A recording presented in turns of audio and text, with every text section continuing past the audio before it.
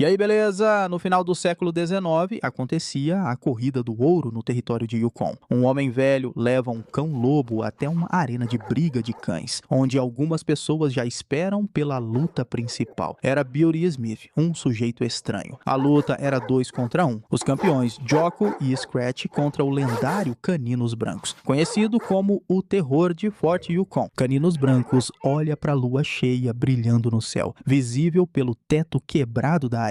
Ele fecha os olhos bem na hora em que os 2 oponentes partem para cima dele. Então, um flashback mostra Caninos Brancos mais novo, dormindo nos braços da mãe, abrindo os olhos com o sol da manhã. Ele anda devagar até a entrada da toca, curioso sobre o que tem lá fora, como se fosse a primeira vez saindo pro mundo. Logo que começa a brincar, também descobre que o mundo lá fora é cheio de perigos. Um águia pode descer e pegá-lo, ou ele pode cair no rio e se afogar. Mas por sorte a mãe dele está sempre por perto, protegendo e guiando para ficar longe de problemas. Quando começa a nevar, os 2 voltam correndo para a toca, tentando se esconder. Nesse momento, um gato selvagem aparece e ataca. A mãe dele luta e vence, mas se machuca na pata de trás. Eles se escondem de novo na toca, onde a mãe tenta se recuperar. Como ela não consegue mais caçar, Caninos Brancos aprende a buscar frutas selvagens para alimentar ela. Quando a tempestade de neve passa, os 2 saem para procurar comida. No caminho vem uma matilha de lobos correndo atrás de um trenó. No trenó estão Weedon Scott, Marshall, Todd e o prisioneiro Jim Hall. Os lobos estão perto e Weedon tenta espantá-los com um tiro. Ao invés de atirar neles, Weedon dispara para uma árvore perto, só para assustar. A tática funciona e eles conseguem escapar. Depois montam um acampamento para passar a noite. Caninos Brancos e a mãe se aproximam do grupo enquanto eles jantam. Quando Marshall Todd vai olhar os cães do trenó, percebe que agora tem mais cães do que antes. Weedon corre para ver e logo percebe que a mãe de Caninos Brancos se misturou aos cães. Weedon sugere ficar com ela, mas Todd não gosta da ideia. Ele diz que a pata machucada dela é um problema e aponta a arma para ela, mas Caninos Brancos aparece do nada e começa a latir, protegendo a mãe. Weedon oferece um pedaço de salmão para ele e Caninos Brancos aceita na hora. Depois disso, os 2 fogem dali levando a comida. No caminho de volta para a toca, a matilha de lobos começa a persegui-los. Quando param numa encruzilhada, os lobos já os cercaram. A mãe de Caninos Brancos joga o peixe longe para distrair os lobos e conseguir escapar. Eles correm até encontrar uma árvore e descansam ali durante a noite. No dia seguinte, os 2 acabam chegando perto de uma vila ao lado do rio e andam até lá. Quando um dos moradores, Vichy, vê os 2, ele grita por Grey Beaver, o chefe da tribo. Ele reconhece a fêmea como Kishi, sua antiga cadela de trenó mais rápida. Caninos Brancos aparece rosnando para ele, mas Grey Beaver o pega no colo e dá o nome de Caninos Brancos. Na vila, ele começa a aprender tudo observando a mãe e os moradores. Aprende a puxar trenó com madeira, a colher frutas e a viver como parte da vila. Depois de um tempo, Caninos Brancos cresce forte e já consegue puxar trenó sozinho, coisa que não conseguia antes. Mas enquanto isso, Grey Beaver recebe uma notícia importante. Vichy, sua neta, avisa que tem um homem esperando para conversar sobre algo sério. É Marshall Todd que fala que, por causa do ouro encontrado na região, o território vai vender as terras onde a vila fica. Como não querem sair da terra dos ancestrais, Grey Beaver diz que paga mais caro por ela. Todd aceita a proposta e vai avisar as autoridades. Para juntar dinheiro, Grey Beaver pede que o pessoal da vila faça mais luvas para vender. Depois disso, ele cruza o rio indo para o norte para colocar armadilhas. Caninos Brancos tenta acompanhar, mas fica para trás. Mesmo assim, encontra um atalho e consegue chegar mais rápido que o grupo.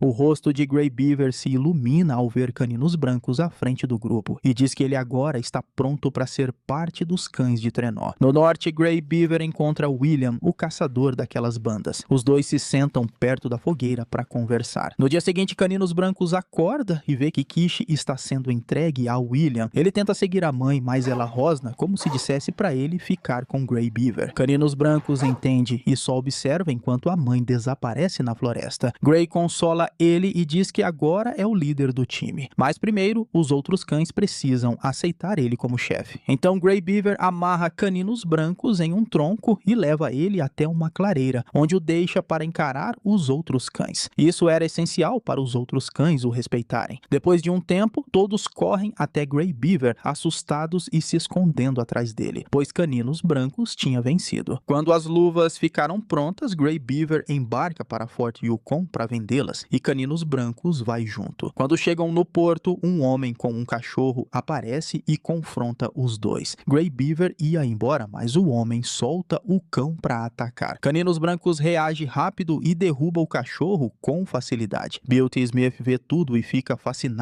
pelo cachorro. O homem diz que ninguém ali vai comprar as luvas e oferece o mesmo valor em troca dele. Beauty Smith quer treiná-lo para fazê-lo lutar nas arenas, mas Grey Beaver recusa e vai embora. Mais tarde naquela noite, Grey Beaver monta a banca para vender as luvas. Elas são de boa qualidade e vendidas por um preço mais baixo, então a multidão se junta para comprar. De longe, Beauty Smith observa tudo enquanto trama um plano para ficar com Caninos Brancos. Ele compra um par de luvas só para ver onde Grey Beaver guarda o dinheiro. Logo em seguida, ele manda um dos capangas roubar tudo. No hotel, Grey descobre que o dinheiro sumiu e começa a procurar por todos os lados, até do lado de fora do porto. Ele está nervoso, pensando no bem da vila inteira. Na manhã seguinte, Beauty Smith aparece de novo oferecendo comprar Caninos Brancos. Grey Beaver ainda não quer, mas sem o dinheiro das luvas, ele acaba tendo que ceder. Então ele vai embora e deixa Caninos Brancos chorando. Perto do cercado, Beauty Smith se preocupa que Caninos Brancos não reconheça ele como dono, então o assistente dele pega uma bengala e entra na jaula. Do lado de fora, ele pode ouvir os barulhos da bengala batendo e os latidos. Caninos Brancos entra na arena com uma coleira, seguindo as ordens de Beauty Smith. As apostas começam para o evento principal daquela noite, a primeira luta de Caninos Brancos. Ele vai enfrentar Led, um cão-lobo marrom. Não passa sequer um minuto e Caninos Brancos derruba Led, vencendo com facilidade. A plateia vibra com o novo campeão. Toda noite, o nome do adversário é riscado da lousa e Caninos Brancos sai vitorioso, enchendo os bolsos de Beauty Smith. Ele abre os olhos e volta para o presente antes de ser atacado pelos dois cães, mas parece acordar de novo, assustado ao ouvir um tiro. Agora ele está em uma jaula diferente, com curativos no corpo. Caninos Brancos começa a farejar o lugar e tenta sair da jaula. Uma mulher o assusta e ele volta correndo. Quando ela vai atrás, deixa comida para ele e volta rápido para casa. Lá dentro, Whedon ainda está se recuperando do que aconteceu na arena. Essa mulher é Maggie, esposa de Whedon, que cuida dele e fala de Caninos Brancos, que veio junto com Marshall Todd. Whedon avisa sobre o perigo, mas ela não escuta. Um dia, enquanto prepara a terra para o jardim, Maggie encontra um tronco grande atrapalhando. Caninos Brancos vê a dificuldade e ajuda a mulher a tirar o tronco do caminho. Nesse momento, Whedon aparece usando uma bengala para se apoiar, o que faz Caninos Brancos recuar assustado. Ao perceber isso, o homem deixa a bengala e se aproxima, ajoelhando ao lado da esposa. Quando olha para ele, Whedon estende a mão e Caninos Brancos o reconhece, lembrando do pedaço de salmão que ele deu quando ainda era filhote. Caninos Brancos começa a se aproximar mais de Whedon e até se aconchega nele. Desde então, ele vira companheiro do homem e da esposa. Eles até treinam o cachorro para não comer as galinhas, já que querem que ele seja um bom menino com a chegada do bebê. No entanto, o casal nem imagina que tem alguém observando tudo da floresta. Beauty Smith descobre que Caninos Brancos está vivo e sendo cuidado por Whedon e Maggie. Furioso, jura se vingar deles pelo que fizeram com a arena. Ele chama Jim Hall, um prisioneiro fugitivo de San Quentin, que escapou depois de eliminar 3 guardas. Enquanto isso, Whedon chega em casa com um telegrama do irmão da Califórnia, para onde pretendem se mudar. Ele procura por Caninos Brancos e encontra o cão-lobo sentado à beira de um penhasco, olhando a floresta. Quando Whedon está voltando para casa, Jim Hall aparece por trás com um bastão de madeira. Ele agarra Whedon pelo pescoço e o prende contra uma árvore. Nesse momento, Caninos Brancos pula de repente e morde a mão de Hall, que começa a implorar pela vida. Whedon aproveita a chance e acerta um golpe forte que derruba o bandido. Ele amarra Hall e manda Caninos Brancos correr de volta para casa. Quando os dois chegam, encontram Beauty Smith sentado na varanda, esperando por eles. Ele os cumprimenta e diz que Hall não deve ter conseguido terminar o serviço. Caninos Brancos reconhece o antigo dono e rosna. Beauty Smith quer o cachorro de volta, então usa Maggie como refém. Quando Caninos Brancos vê a bengala do antigo dono, dá um ganido assustado. Isso faz Smith pensar que tem controle total sobre sobre ele, já que costumava maltratá-lo com ela. Smith acerta a perna de Whedon e se prepara para mais um golpe, mas Caninos Brancos pula e arranca a bengala da mão dele. Smith fica em choque sem entender o que acabou de acontecer. Caninos Brancos morde a bengala com força até quebrar e Meg pisa no pé do ajudante de Smith, conseguindo se soltar. Whedon aproveita para derrubar o homem no chão e manda Meg ir atrás de Smith, que agora está fugindo com Caninos Brancos correndo atrás. Smith tropeça enquanto o cão-lobo se aproxima. Ele implora, mas o cachorro continua chegando mais perto. Meg chega e pede para Caninos Brancos parar, o que ele obedece na hora. Nesse momento, os outros homens finalmente aparecem para prender os bandidos. Whedon e Meg se preparam para ir embora de carruagem. Eles se despedem de Marshal Todd e agradecem por tudo. Durante o caminho, Meg percebe que Caninos Brancos está olhando fixamente para a floresta, então entende que o lugar dele é ali. Whedon para a carruagem e desce. Eles dizem que Caninos Brancos está livre para voltar para onde pertence, então ele corre em direção à floresta, mas antes para olhar o casal, que acena se despedindo. Caninos Brancos avança entre as árvores até chegar em uma pedra alta com vista para todo o território de Yukon. De lá solta um uivo forte, que pode ser ouvido até a vila onde vivia Grey Beaver. Kishi, agora companheira de William, ouve o som do filho e olha para o horizonte, sentindo paz por saber que ele está bem. Caninos Brancos finalmente chegou ao lugar onde ele pertence. Terminando assim Caninos Brancos, animação de aventura e drama de 2018. E eu espero você nas montanhas de Yukon.